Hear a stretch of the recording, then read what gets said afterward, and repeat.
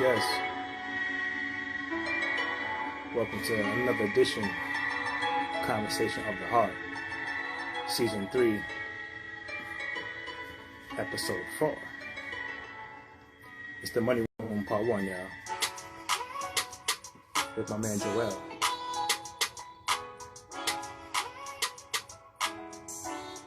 I see you wrapped the barber on the check-in. You up next, baby.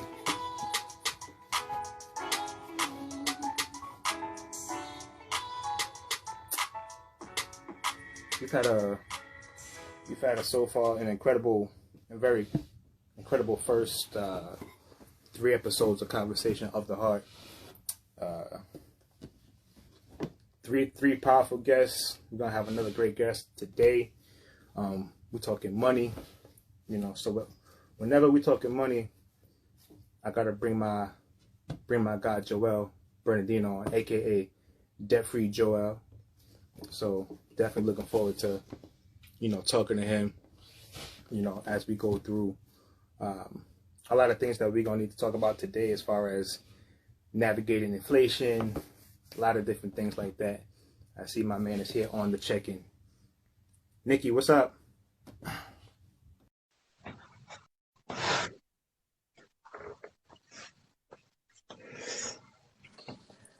You see me? Yeah. You see me? Am I right? Am I good? Yeah, nah, baby. What up, baby? You good, baby? Am I good? You know what I'm saying? No, you good, baby. You know what I'm saying? Am I good? Am I good? Is my vocals right? Am I all right? Am I good? Yeah. Check 1 2 1 2, baby. You live? Live, right? I'm getting that hat, by the way. It's on the way. Just letting you know, I ordered it over the weekend. It's on the way. That maroon color is so fire. I appreciate that, bro. I had this before that, but when we would have had the same hat, we would have started liking. It figures that would have happened, you know what I'm saying? Just how we do. Yeah. You know what I'm saying? But for people who don't know you, I don't know who doesn't know you by now. I mean, aka at Debt Free Joel. You know what I'm saying? I feel like you're like my, how CNN, they have their own like correspondents that come on, you know what I'm saying? I feel like you're my resident money man correspondent that want to come on here and spread some knowledge.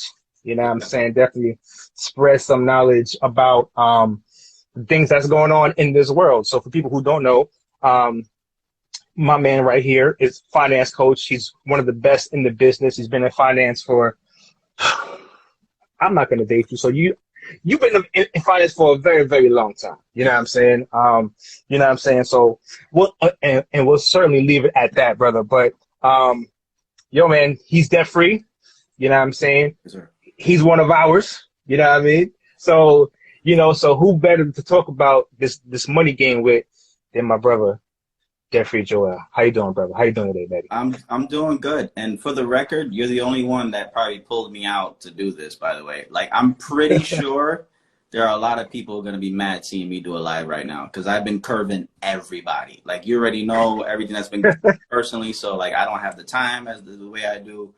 But, like I said, for you, I'm always going to make the effort. You're the reason why I started doing this nonsense. I cut you out every time I do this. So, no matter how this story ends in my life, I promise you that when it's over, I'm going to say it was all Terrence's fault. So no matter if I offend y'all on this live or on videos that I do, just blame Terrence. It's nothing to do with me. It's absolutely my fault, but that's why we have you here, because you're gonna bring the real and honest truth about this money game. You know what I'm saying? So let's kind of get right into it. So you put out a lot of good content, a lot of funny content on this page, especially about inflation and various different stuff about finances, to kind of get people engaged, right, in finances and money, being debt free, utilizing their money smart. You know what I'm saying? And so I enjoy it. You know what I'm saying? I always share, follow, and I hope everybody just taps the like button, share, and follow him, because he has a lot of good information that he puts out. So talk to me a little bit about inflation. You know what I'm saying? You talk a lot about that. I know there's a lot of talk about it. You know what I'm saying? Between gas prices, food. Yeah. I mean, just about everything is going up. So, talk to us a little bit about kind of navigating your finances through this whole process of inflation. Yeah, I mean, one of the things I think we need to realize is what inflation is, right? For a lot of us, we think inflation is just rising prices. What most people don't realize is inflation is not only rising prices, but it's a decrease in your purchasing power, right? Which means the dollar in your pocket is worth less. A lot of people forget that part. And one of the things I think we need to realize is how did we get here, right? So in 2020, think about this for a second, right? The world was coming to an end. We didn't know what this COVID thing was about. Everybody just stayed home, which means it increased the savings rate for a lot of people. Everybody who would go on vacation, everybody who would buy different things, everybody was just home stuck, right? That's the first thing. So you had the high savings rate. The second thing was the federal government was putting money into the system via the unemployment checks, the stimulus checks, all those type of things. So that was adding more money to the system. Then what happened was towards the end of last year, when you started having the vaccines and things like that come out, everybody started spending money, right? So when demand goes up, prices go up. So you can't, the first thing to realize is that we as a society are a cause of this inflation. It's not just the government. It's not just Joe Biden. It's not Russia just only. We're part of it because we sat home and we said coming into 2021 and 2022, we're going to spend money.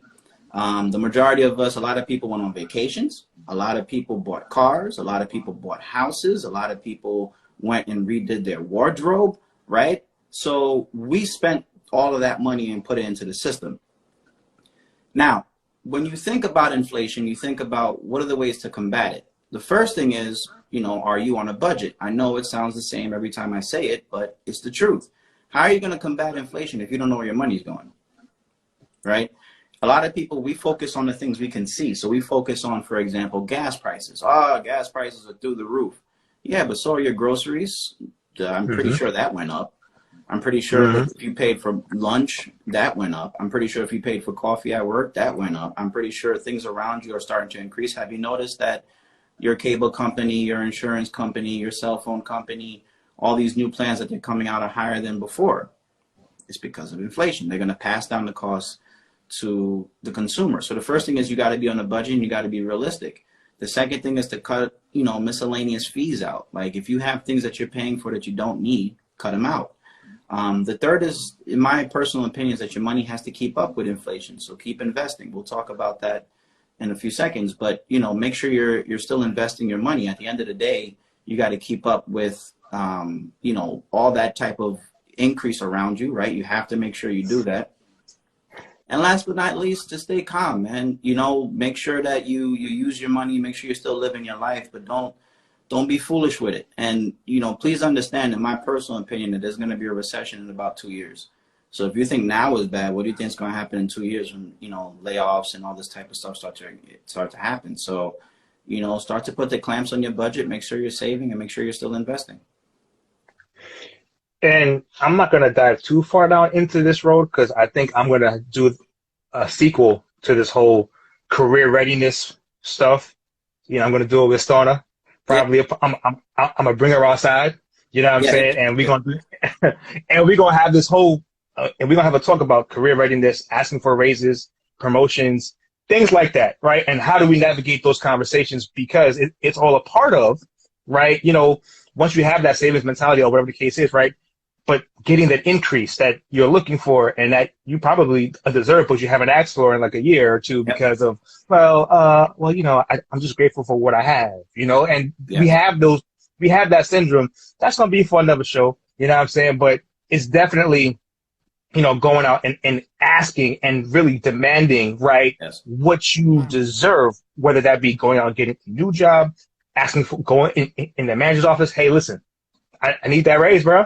It's been about a year and a half, been 2 years. Where's my money? Yeah. Where's my bonuses? Let's start negotiating salary as a community as well, right? So like these are things that is all a part of, you know, yes, saving and that's what we need to do, but also increase kind of what you've already been doing. Some people have been, you know, on jobs for years and haven't gotten the proper increases because they're afraid to ask. Yes. Right? Like they've been on this job riding, complaining, and they haven't applied for new jobs. A lot of stuff that, you know, that can assist you, right? There are people leaving, and I'm in talent acquisition for my corporate position, and I can tell you people leave thousands of dollars on the table because they don't ask. Yeah. I mean, they don't even really even question it. Yep. And I'm like, wow, like you just take what you get, and they're like, all right, thank you. I'm just glad to have it. And it's like, nah, man, like we need to start being in position to ask, to say, hey, no, this is what I'm worth. You need me, I need you. Yeah. You know what I'm saying? Yeah. You know, so, and with more money and with your mentality and the things that you teach, you know, like we can start moving in a different way. But that's another story for another day. So, so as these prices go up, right? You know, budgets get tight, like you said, like the value of your dollar is not what it was, right? Yeah. So what kind of savings tips do you think that you can give people during this process, like during this time as things are rising? I mean, the first thing, you know, that I would suggest in that situation is don't break the natural protocol of your savings that you normally have. So if you're anything like me or some folks, if you have a regular protocol, it's the consistency in your savings that's important. You have to start somewhere. So I'm going to keep saying it again. You got to get on a budget to find out how much you can save, right? I would be lying to you if I said just start saving money if I don't know what your finances are. So the first thing you have to do is do a budget and find out what's left over. Sometimes there's nothing left over. Sometimes you may have a little bit left over. Sometimes you have a good amount, right? Once you figure that out, then at that point, set a specified amount, right? For a lot of people, unless you're an entrepreneur, for example, your income is not variable, right? Unless you're like in sales or something like that, it's really not variable, which means you know how much you're going to get paid on the 1st and the 15th or the 15th and the 30th, right? You know what you're going to get paid, which means, all right, if I know what I'm going to get paid, then I also know that my bills are static, most of them, right? Maybe not your groceries, maybe not your gas, but you can estimate. You can say, all right, it's about 300 for this, it's about 200 for that. And then when you do the subtraction, you know how much is left over. And then from that amount that's left over, that's the amount that you save.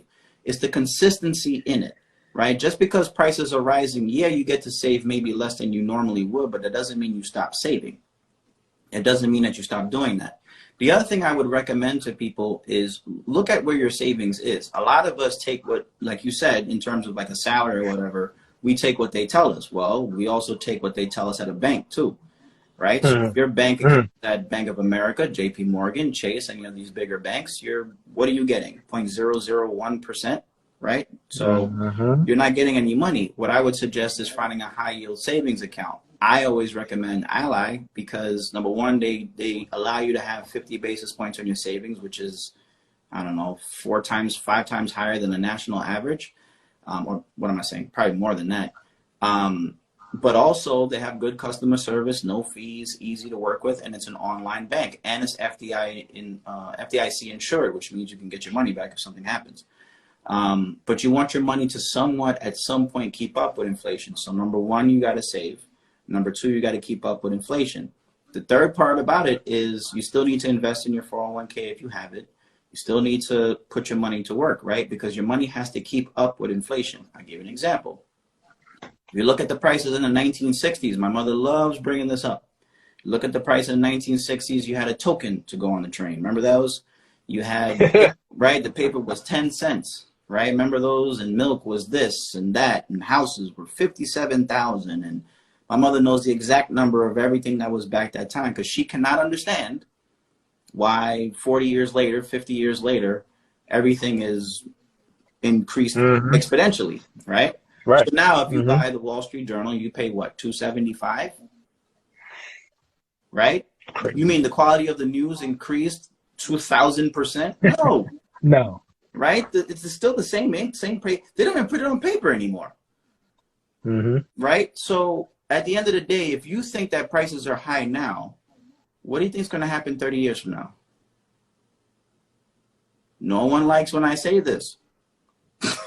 Right? No one likes when I say this. No one likes when I say just because the prices are high now. What do you think? They're going to start decreasing everything around you? Yesterday's price Is not today's price. Not today's price. It's not. So you have to anticipate that prices for houses are going to be higher in the future. Prices for cars are going to be higher in the future. Prices for student loans and student education is going to be higher in the future. It's going to be more expensive to raise a kid. It's going to be more expensive to be married. And guess what? It's going to be more expensive to get divorced. It's going to be more expensive for funerals. It's going to be more.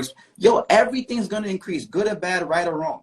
So you have to prepare for that. And what you do now in terms of saving is what gets you there.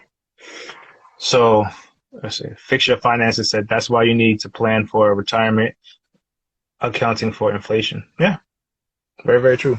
Do you know that I personally believe, and I know I sound probably more like dire when I say this, but there will be, and I mark my words, we're going to play this video 30 years from now. There will be a retirement crisis in 30 years. There's going to be it. It's not an if. It's going to happen. Yeah, that's not surprising, though. It's not going to happen. It's not going to happen. I promise you. 100%. There are so many people who are going to be unprepared for retirement. A lot of us don't realize we're going to be old. Terrence, I'm looking at you right now. I remember we was in high school, bro. Okay? Hey, I'm serious. I'm looking at you dead right now. I remember when we was in high school. If I would have with the wallabies?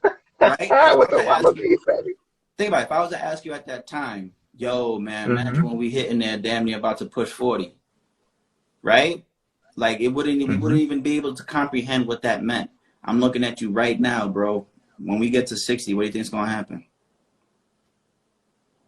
Same thing. Like, we have a retirement crisis hitting. So that's why no matter what's happening in the economy, make sure you're contributing to your 401k. Make sure you're saving your money, because these prices are not going to stop increasing. It may slow down. They may dip a little bit, but over time, they're gonna increase. So this is a good segue into 401ks. So you've been on the show before, and and you've been hollering from the mountaintop. Yeah. You could become a millionaire. You could become a millionaire through your 401k. Yes. I don't think people believe you. Yeah. You know what I'm saying? So, and I know that you hear that a lot. Like, yeah, Joe, come on, man. Mm-hmm. How can I become a millionaire through my 401k?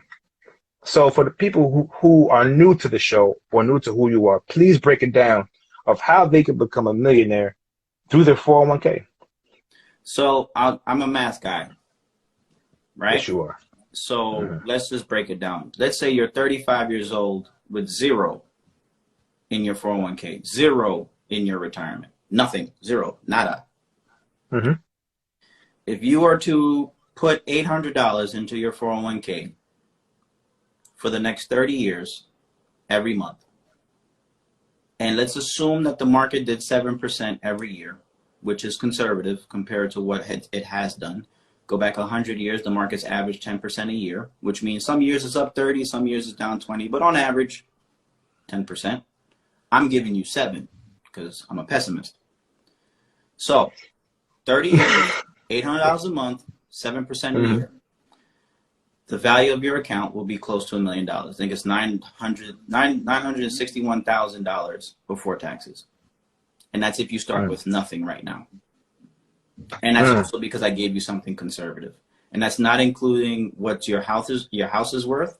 That's not including what you saved. That's not including all your assets. That's how simple it is.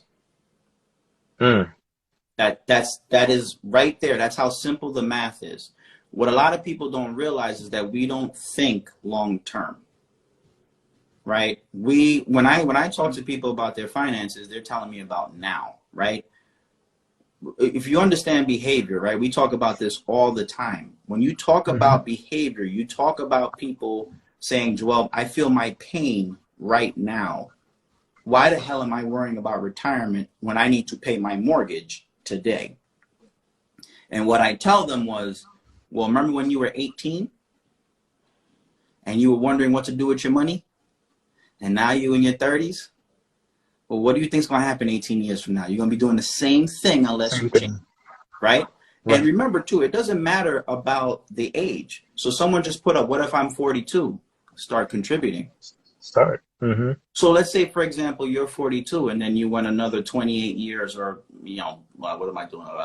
Right? Let's say you went another 28 years of working. Okay, so you didn't end up with $1 million. You ended up with 800,000. not including your house or your cars, and you're still going to be right. You're still going to have a good amount. Remember, that's not including if people have pensions. That's not including whatever the hell Social Security is going to look like. It's not going to be anything special, but maybe it's something. And remember, it's also if you're out of debt at that time. Remember what your cost of living is going to be at that age. Hopefully your kids are grown. They're not. You don't have to necessarily take care of them, and you can live your life. So a lot of people forget too. What is the cost of living when you're older? I watch this with my own mother. I see it every day.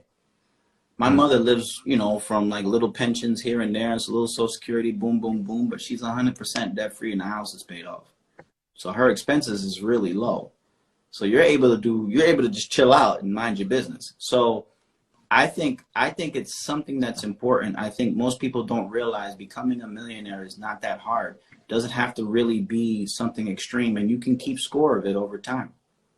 Man, that's crazy. And I like how you broke that down too.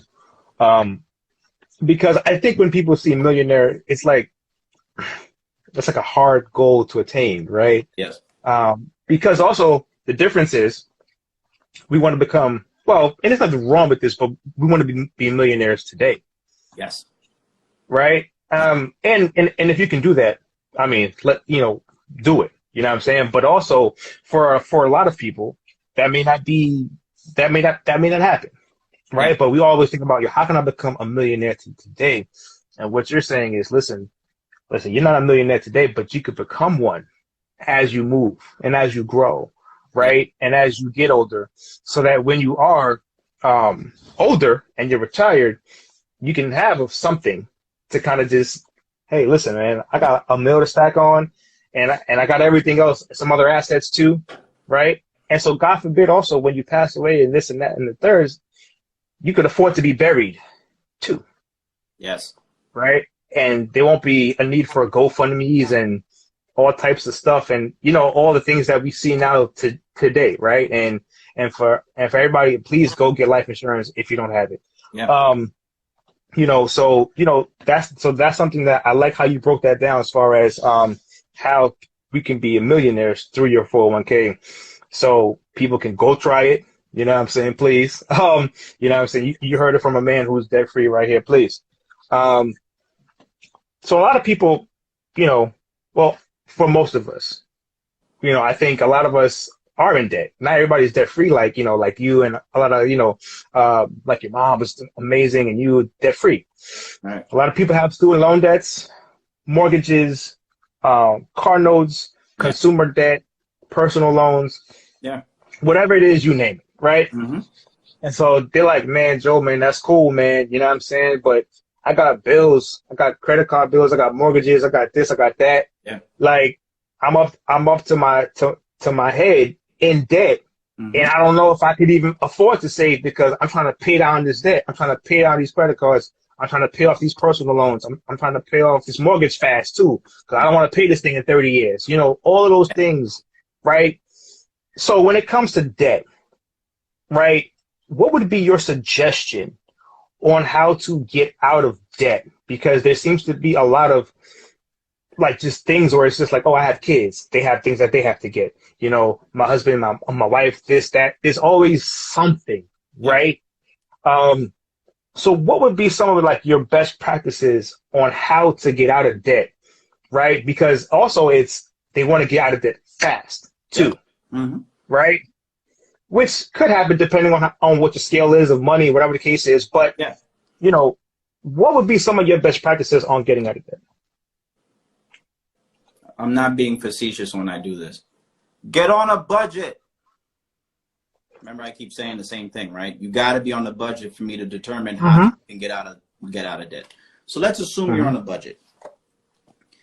First things first is you have to recognize the situation that you're in. There's something you mentioned very critically, and people don't like when I say this. They want to get out of debt fast, as if because you're frustrated, the world is just going to allow you to be debt free tomorrow. Money works weird in this country and around the world. I can go today, or tomorrow, I should say, and buy a car and mess up my life for the next 20 years. Because it's going to take 20 years to get out of that debt. It takes 5 hours to mess your life up. And we think it takes 5 hours to get out of debt. Because it was so easy to get into debt, we think it's so easy to get out. True. It's a trap. It's a legit trap, right?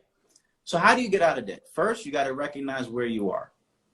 You have to recognize where you are. If you're in debt and you don't like to be in debt, recognize where you are. Take that anger and use it. Now, how do you use it? Number one, get on the budget.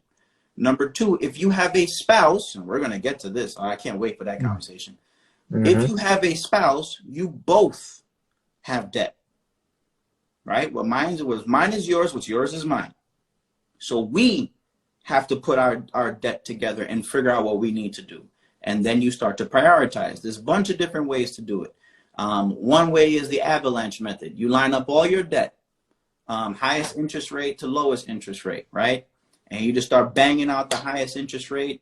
Try to get that one done. When that one's done, take the money you was taking with the highest interest rate, a little bit extra, go on to the next one, and go on to the next one, and go on to the next one. It builds an avalanche, right? When you see an avalanche, it gets bigger and bigger. The second one is the debt snowball method. This is the one that Dave Ramsey always recommends. They throw him under the bus all the time, but he actually made some sense with this. The debt snowball method says line up all your debt from the lowest to the highest and start with the lowest one. Pay that one off. When you pay that one off, take that payment, add it to the other one, the second highest or second lowest, and then keep going, and it builds a snowball. The reason why I like that method a little bit more is because it builds confidence. You see progress quicker. Doesn't necessarily mean that you won't pay a little bit more interest. It just builds the confidence. You see progress. A lot of times when people come to me and ask me questions, they want something now, right? So they want to, just pay off your credit card, or just, pay this off, or pay that medical bill off. They feel confident. It's like going to the gym, right? The hardest part about going to the gym is putting on your sneakers. It's not the workout. It's the sneakers, right? It's actually walking out the door. So that would be my suggestion is, number one, you have to realize where you are. Number two, make sure you're on a budget. Number three, if you're in a relationship, if you're married, if you're going to marry someone, you have a fiance, whatever the case is, make sure you both are on board. I can't tell you how many times, like, when people ask me questions, I say, did you consult with your fiance? Unfortunately, did you consult with your husband? Did you consult with your wife? Because they can help you get out of debt. Remember, your debt is theirs, their debt is yours. And it's much better. I always tell people this. They're like, "Oh, Joel, you're debt free."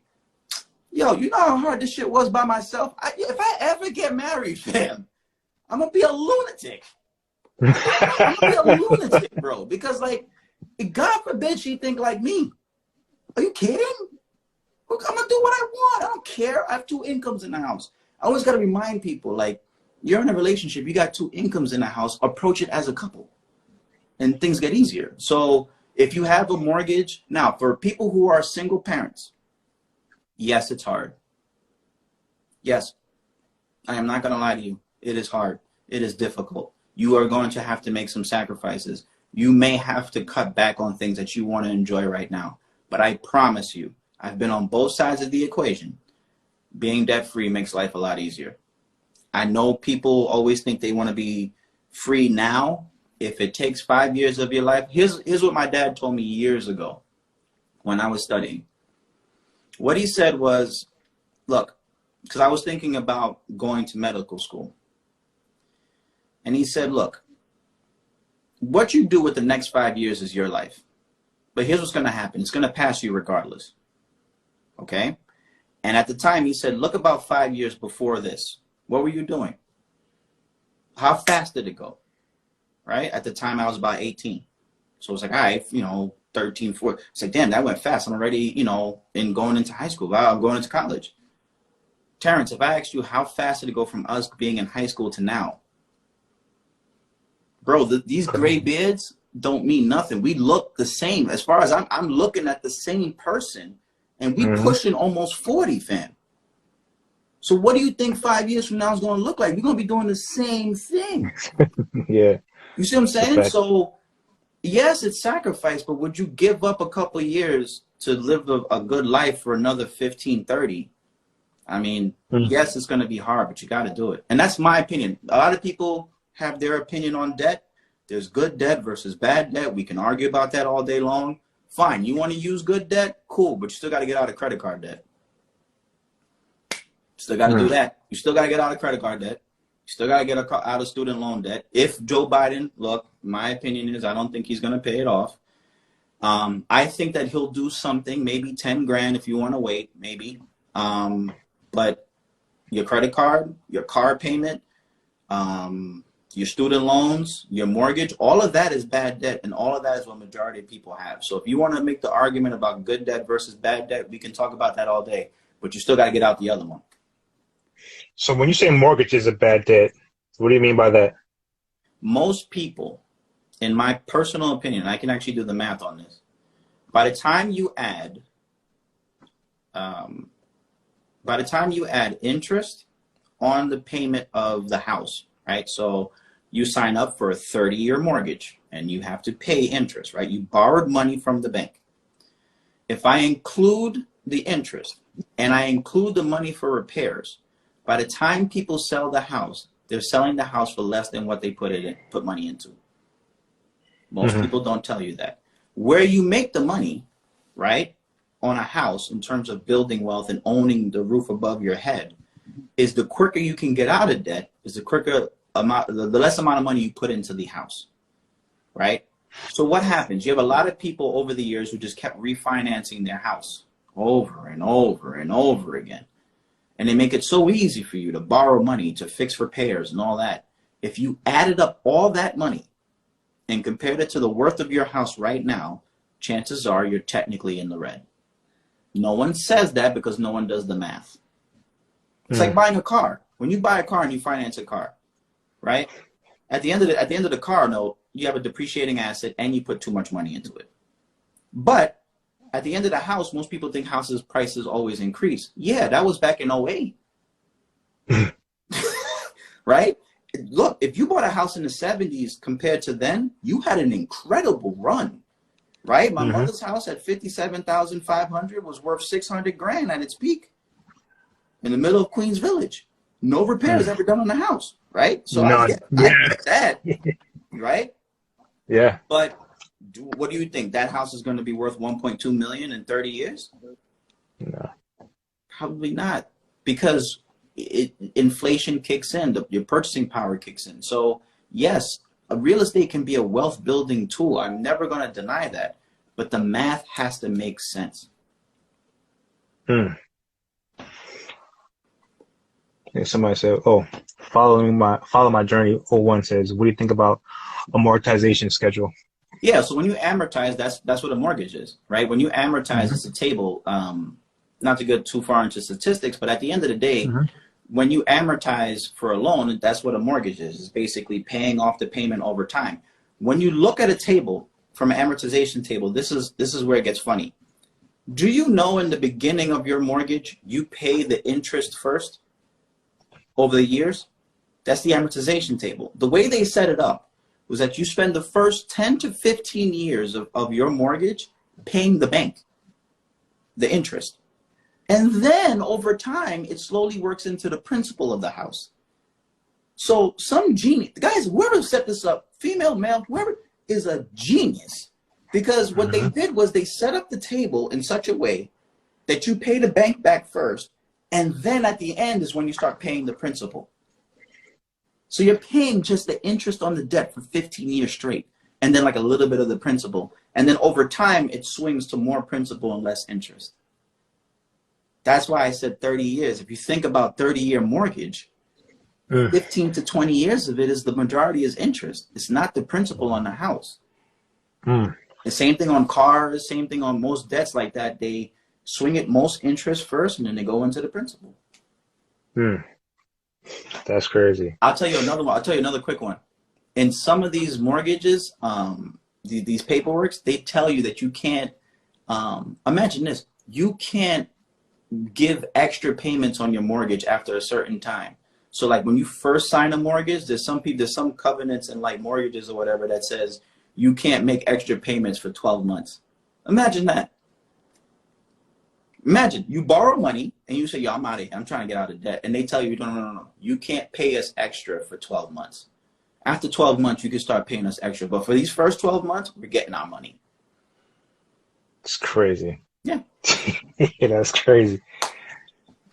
Yo, shout out to 360, one of the best barbers in New York City. I have to shout my man out. I have to shout my man out right quick. So now to the meat and the potatoes. I see. Are you smiling? Are you smiling already? I put my books aside. I love this. I love these types of combos. Go ahead, brother. All right. So we talked about, getting out of debt, becoming a millionaire, 401k, stuff like that. Okay. But having these conversations with your partner, right? Now, navigating these tough conversations. Now, everybody has their ideas of how they would approach this. But what people don't understand, and people just, well, why can't you just have a conversation about it? What people fail to realize about money is that it ties into your emotions and your mental health. Let's not get it twisted. Yes. Oh, why can't he just talk about the money? Why can't she just talk about the money? Why can't she? It's a lot of it is emotion, and a lot of it could be shame, guilt, and everything all boiled up into one, and it affects your mental health. And what do people really do a lot, especially in our community? How do we deal with mental health? Nothing. We pray about it. That's it. We don't go to therapy. We don't go to coaches. We do nothing. Yes. Right? We be quiet and we keep it in here. I don't want to talk to my wife about it. I don't want to talk to my girls about it. I don't want to talk to my husband about it. I got to just chill and just deal with it internally. Yep. Right? And so people get upset when you can't have these conversations. Well, why didn't you just come to me? Well, it's less about you and more about how I feel. Yes. Right? So how can we begin to start having these conversations with our partners, trying to push past how we feel and our mental health part of it? Because money is emotional. So, for everybody who is listening, this is what I want you to do. I may talk a little fast, but just keep up. Here's what I want you to do. After this live is done, I want you to start scrolling down your page and on Instagram. And here's what you're going to see. You're going to scroll. You're going to see somebody talk about sex. They're going to tell you everything private about their sex life. They're going to tell you what they like, what they don't like. Something that makes them vulnerable, they're going to expose it to the world. Keep scrolling. You're going to keep scrolling. What you're going to start realizing is people are going to talk about religion, right? Remember, for us Christians, tomorrow means that is Good Friday. They're going to put their religious beliefs out there and say, this is my God, something that's personal to them. They're going to put it in front of you. Keep scrolling. You're going to hear someone talk about politics. Trump sucks. Joe Biden sucks. You see what they're doing in Florida? They're taking away our abortion rights. They're going to make themselves vulnerable. They're going to put it out there. You know what you're not going to see? No one's going to talk about their net worth. No one's going to talk about their income.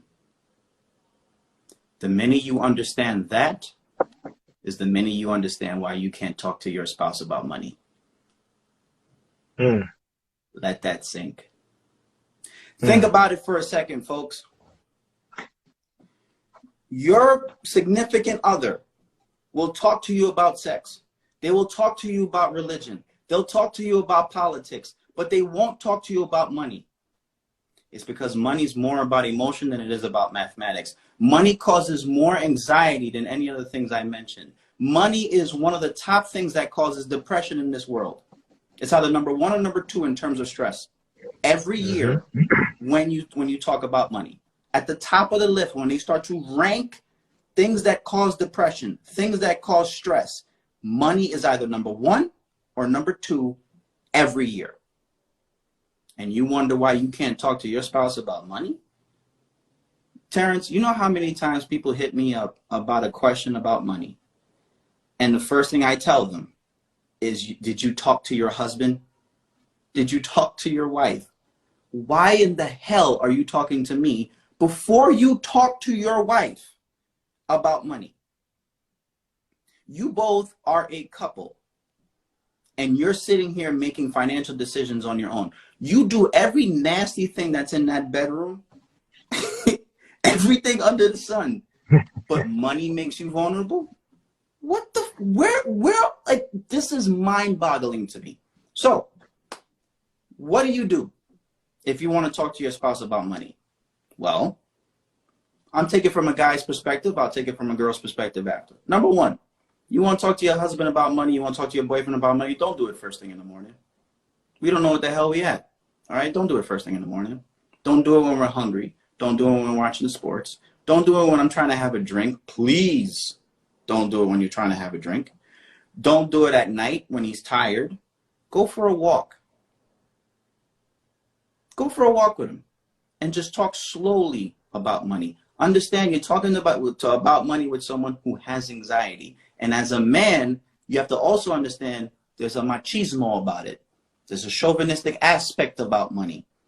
I know a lot of my friends where their spouses make more than them. Trust me when I tell you, it hurts them. To me, it's hilarious because I'm like, she's your partner. That means you both have more money, but whatever. But if you're talking to your spouse, take your time. If someone sat there and did this to you all day long, it gets annoying. That's what it feels like when you talk about money. You're going to annoy the person. So take your time. If you are a male and you want to talk to a woman about money, same thing. Don't do it first thing in the morning, right? The girl's trying to sit there, try to get her life together in the bathroom, and you want to talk about a bill. Don't do that, right? Don't do it over drinks. Same thing. Don't do it when she's hungry. Don't do it when she's trying to decompress on the couch. Especially when she's hungry. Don't do it. You have, remember, we talked about it before. And one day we probably should do this live one day, like talking about the concept of love, right? Talking about the concept of it and studying it for what it is. And they talk about love languages, right? They talk about love language, right? How you have to know your partner. Well, there's a language of money. It's the same thing. Yeah, you understand, people pick up habits from their parents. This is ingrained in them for 30-something years, and here you come telling me about money? What? So that's the thing. You have to understand it's very, very emotional. And for the record, I have made every single mistake that I just told you. I brought it up early in the morning. I brought it up late at night. I brought it up over drinks. I brought it up over food.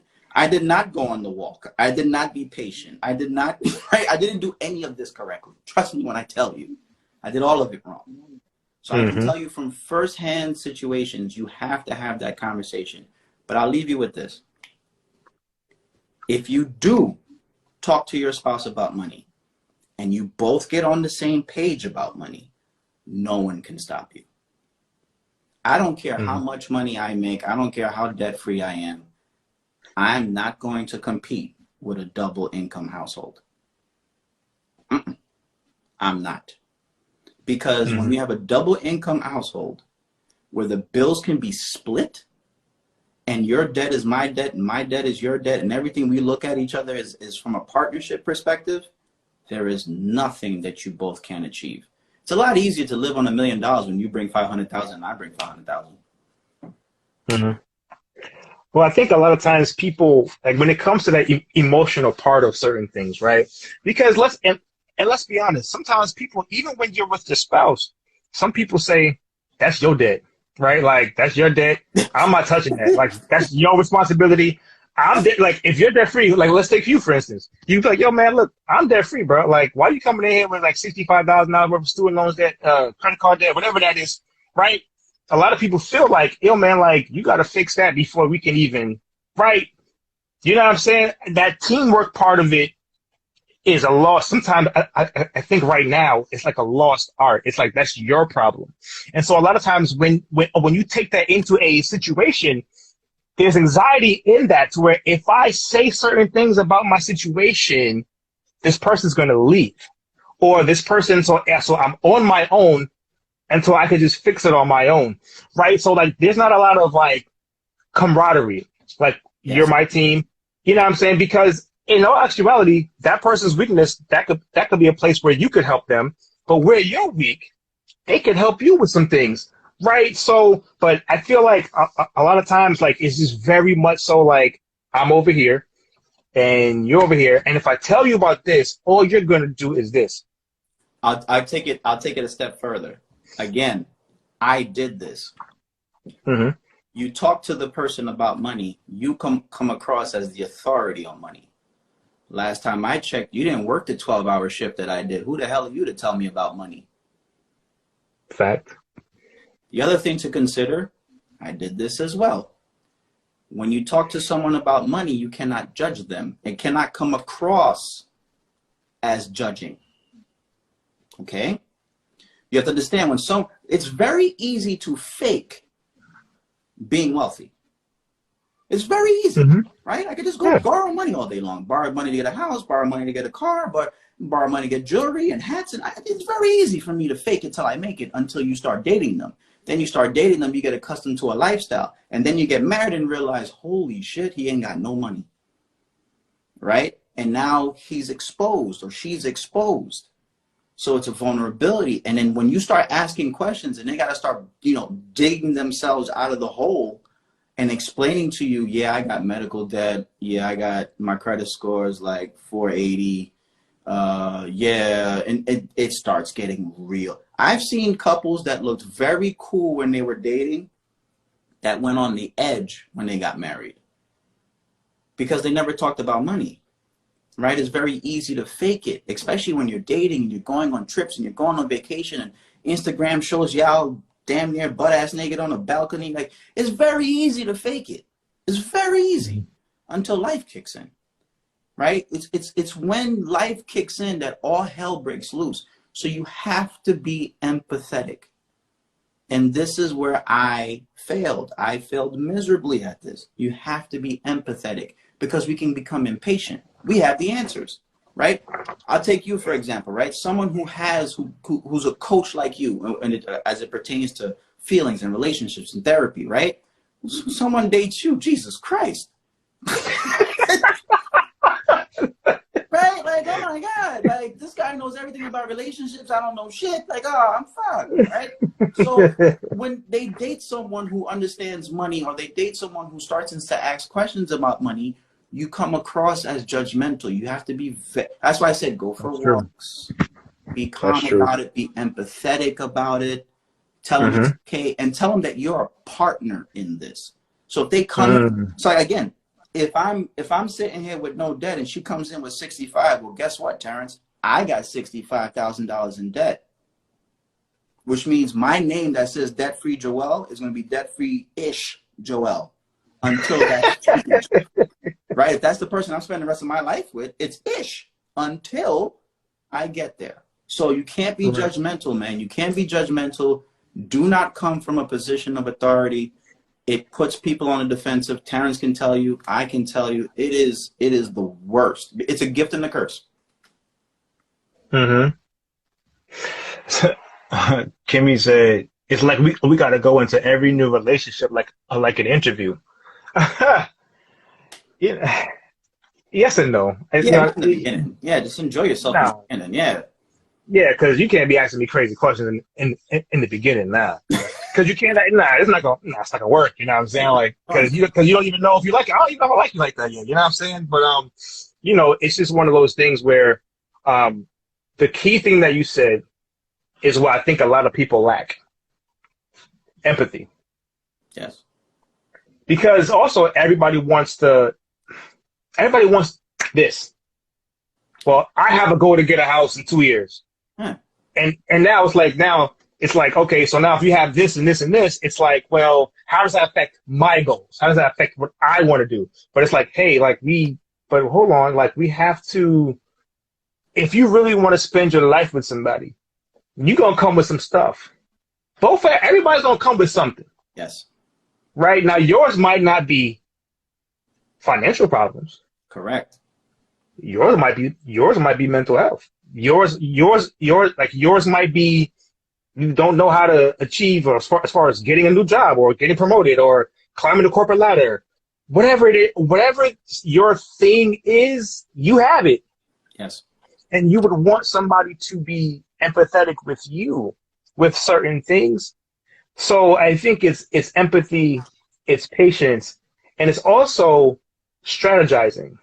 right? I think that's the thing, right? Like, it's also about, okay, so now that I have this issue here, now that this thing is here, right? What are we going to do? Yeah. Now, what are you going to do? Because I'm waiting on you now. Because that's what happens a lot. Oh, what are you going to do? I'm waiting on you. I'm waiting on you to get yourself together. Yeah. It's judging. Right? Like, yo, you need to hurry up because I need to do blah, blah, blah, blah, blah. It's the judging. It's like, it makes the other person feel as if they're not adequate. Right. Imagine that. You make your partner feel like they're not adequate. Like they don't get their shit together. It is the worst feeling in the world, man. And that's where the empathy comes in, because it's like Kobe needed Shaq. Kobe needed Pau Gasol. Jordan needed Pippen. I'm not going to win the championship without you. Right. Right? So it's like we got to be on the same page as it pertains to our finances and all that. Like it's tough, man. Like I said, as long as I could talk about it because I made all these stupid mistakes. Right. And I think as long as two people are on this, like, can get on the same page, I think also what other problem is when you have two people that are just on the opposite page and one person doesn't want to get it together. That's a different conversation. Yeah. But if somebody's actually wanting to kind of get it together, right, and you're just like, well, I already have it together, right? But it's like, but what is it about you? But there's something else about you that you do not have together. And I know everybody has it all together. Yeah. Right? Even if you floss it and you're debt free, whatever the case is, and you're living high and everything is great. Nah, bro. But here's the thing. Life can hit anybody in a New York minute. Thank you. You up here today and you down here tomorrow. That's a fact. And then you're sitting here looking and saying, man, now I understand why somebody needs empathy, because now I need it. And I'm just saying, don't wait for life to hit you to now to say, oh man, like, I need to show grace. Yeah. We need to show people grace. You know what I'm saying? Especially if they want to fix things or if they want to get it right. I think that's the thing. Mr. Voss 360 said, when is the right time in the dating process that you should talk about money? You want to go first? I'll let you go first. I'm weird. Because I might have a different. I like to talk about everything. I like to talk about politics. I like to talk about religion. I like to talk about sex. You like to talk about things that intrigue the mind. I like to see where people's mind is at when it comes to money. So I don't mind having those conversations early. I'm not doing it from a position of judging, though. At least I try not to. But I do think that you can have those conversations. Again, you can have the conversations if you're not judging, right? So I'll give you an example. If I'm dating somebody, if I go to a bar or if I go to dinner with somebody and you're just getting to know them and they're like, yeah, man, I'm just trying to figure out my life now. I'm trying to figure out how to be on a budget and get out this debt because this car thing, I owe 65 grand here and I owe 220 on the student loans. I can sit there and go, yeah, man, debt sucks. I've been there. It's horrible. It is a tough thing, but you can do it. You know what I'm saying? Like I did it. You definitely can do it. I opened the bridge for communication, right? Don't put them in a defensive mode. But like you said, if I come across and be like, yo, this bitch is crazy, and I walk out, right? Like, I'm out of here. Like, it's over. Like, conversation done, right? So there has to be a level of empathy. There has to be a level of understanding. There has to be a level of that, your shit don't stink. So, I don't mind doing it early in the process because why not? So I have a little different answer, but what you said is definitely true because I like to open doors to communication too. But the one thing that I will say is because money is tied to a lot of emotion and a lot of, can be tied to your mental health and things like that, you may not get that early. That's a because fact. One, I don't trust you. I don't trust you yet. So my thing is when it comes to dating, and I'm going to speak to women about this right now. Like when it comes to dating, you got to see intention first. Exactly. What are their intentions, right? Because it doesn't make sense to start having these conversations if there's no intention for anything more than just whatever it is, right? Yeah. You know what I'm saying? You can have surface conversations all day. But to me, if it's not going into a serious relationship or like a serious part where you like, I can see myself with this person, like he is showing, improving, you know what I'm saying, that I am the person that he wants to be with, right? Then we don't really need to have these conversations. And the same thing for the fellas too. Like, you don't need to open up about your money, your finance, if you're not comfortable with this woman, if her intentions aren't right with you in the first place. Because a lot of people want to hear about, like, you don't know why people want to hear about you, about your money, your finances. They might take that information and do what with it? Put it on the internet. Oh, I see it every day.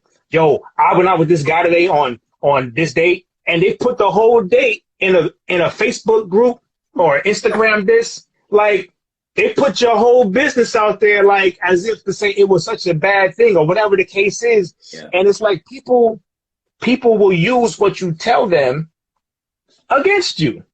Yes. And for their own entertainment and for their own, you know, whatever it is that they're trying to do. So what I'm saying is, to me, if you're not open right now to having a money conversation with somebody, if it's a sore subject like credit and money, whatever the case is, to be honest with you, you only begin those conversations when you trust the person and you know that their intentions are clear. Yeah, that's a great point. Then at that point, I feel then you can feel safe. Because then here's the thing. If you don't have a safe space with the person, why are you talking to them about your money? Yeah. And about your credit? Because that's another thing. It has to feel safe. Because if I don't know you from, it's like, all right, so why am I really telling you about my credit score? Why am I telling you about how much money's in my savings account or my budgeting habits or whatever the case is? I don't know what you're going to do with that. Yeah. You know what I'm saying? So, it's true. Ready? Yeah. While you're talking to her during those intro stages, y'all will talk about sex. Y'all talk about politics. You may touch on a little bit of religion, where you're from, but they won't talk about money. And that brings it right back to what we talked about. When it gets to money, everybody. It's emotional. It's emotional and it's mental. But here's the thing. But also, a lot of people don't want to talk about trauma. They don't want to talk about a lot of different things that affect here. Sex sometimes is physical. It's like, yeah, I can do this, I can do that. A lot of people don't tie that together. But when it comes to trauma, when it comes to triggers, when it comes to money, when it comes to mental health, it's like, no, I have to hide this part of me because they may not be able to handle this part of me. So I'm going to keep it right here on reserve because, one, I don't feel safe. Yeah. Because one, I've been done wrong before. This person hurt me before. That person did this to me before. So I don't feel safe enough to start navigating these conversations because I don't know what this person is going to do. Hell, I don't know if they're going to be here 2 months from now. Facts.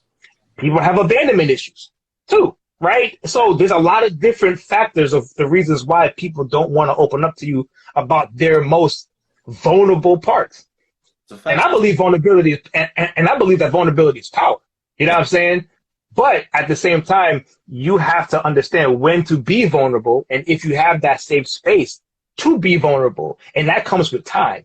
So I don't have a particular time frame of 3, 6, 9 months. What I'm saying is whenever you say, you know what, I feel safe with this person, to me, at that moment, then you can open up to that person and start having a conversation about your finances. Now, you can have a conversation about money, but when it comes to your finances, to me, it's only when you feel safe and when you trust the person. Because it can go left real quick, and then that's when it's going to be like, word? Yeah. Like, okay. You know what I'm saying? No, you're right. You have to create a safe space. And again, everybody's failed in this area. You have to create a safe space where you can be vulnerable. And that is in any relationship, right? No matter what their vulnerabilities are, you have to create a safe space where it can come out and you cannot judge. And that's the key. You got to be empathetic. Definitely have to be empathetic. And that's the key. And the one other thing is to really, like, once you get to a point, and this is where I want to salute you, because whenever you get to a point that you are debt free and that you are, going towards that, or you have 90% debt free, whatever the case is, pay it forward. Tell somebody. Tell somebody how you did it, right? Talk to people. You know what I'm saying? Don't keep the information here. You know what I'm saying? I think that's the biggest thing is spreading information.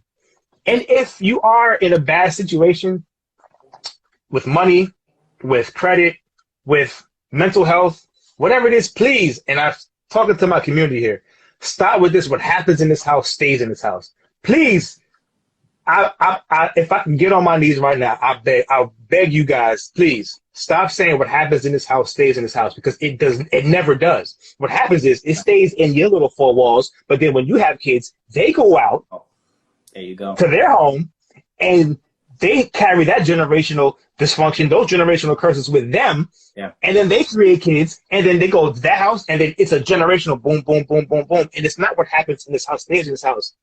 It carries on from generation to generation to generation. And I don't care where you live, California, New York, Vegas, Phoenix, Arizona, don't care. I don't care if you move to Germany. It is going to spread and it's going to go from generation to generation. So stop saying what happens in this house stays in this house. Don't talk to nobody. No, man. No, open your mouth. I need help. Yes. Please, I need help. You know what I'm saying? And get the help that you need. If your mama's not going to give it to you, if your dad's not going to give it to you, find the necessary tools. This isn't 1990, 1970, 1960, where we don't have tools that are readily access to us at this point in time. Please go out. Please get the help. Use the resources. Come to me. Come to at Debt Free Joel. Like, there are people, and we can point you in the right directions if it's not for us. But we rather see you still here and rather see you healthy and whole than to be, dead or in debt or whatever the case is. Mental health is real. Money problems are real. And those two things tie together. And that's why me and Joel do this together, because this stuff goes hand in hand. You know what I'm saying? And so I just want to encourage you. Didn't mean to go off on a tangent. This your thing, but I just wanted to really just kind of get this out there. You know what I'm saying? To just speak and be open and be vulnerable about what you need. And if you need help, get the necessary help that you need. At Debt Free Joel is a resource. He's an incredible resource if you're looking to get out of debt, improve your credit, whatever the case is. He's there for the community. I applaud the work that he's doing in the community. He's my finance correspondent on this show. Whenever I call, it's no hesitation, because he feels that this information is needed to get out into the community. Yes. He has a passion for this. And before I get out your way, give people your pillars for finance, because I think it's very important. And I always want people to hear this when we talk about money. Like, what are your pillars for finance? Yeah, I mean, one of the things that people have to understand is, I keep saying a budget, but you have to know what to do with your money. So the way I look at it is this: you look at it in three different buckets. 70%, it's the 70-30 rule. And I didn't make this up. It's from Jim Rohn. So 70% of your money goes to you, to pay your bills, to do whatever you need to do. You have 30% left. So 1/3 of that, 10% of your money, goes towards your savings. That's where you protect yourself from emergencies. 10% of your money should go to investing, the other 10%, right? That should go to building your wealth. If you notice, I separated them. One for savings, one for investing. They do not mix.